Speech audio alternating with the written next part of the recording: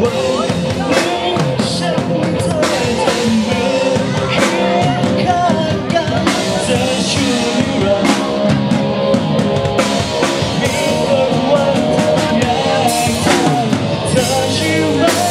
กำหนดไว้เป็นใครคนนั้นที่วันนี้เราได้พบกันได้รักกันยิ่งเป็นคนวันที่สองเธอใช่ไหมอยากที่หาและคู่ชีวิตอยากจะรักกันเรื่อยนะเรื่อยไปอย่าพาหัวใจให้เลิกไปขอสวัสดีปีใหม่ลูกแม่นะครับ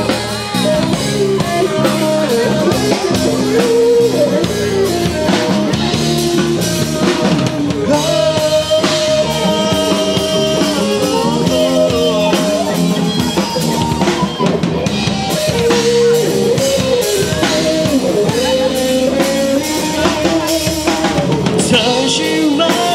กำหนดไว้เป็นใครคนนั้นที่วันนี้เราได้พบกันได้รักกันจึงเป็นของขวัญที่แสนดีเธอได้ไหมอยากจะให้เป็นคู่ชีวิตอยากจะรักกันเรื่อยไปโปรดอย่าพลาดหัวใจเธอใช่ไหมกำหนดไว้เป็นใครคนนั้นที่วันนี้เราได้พบกัน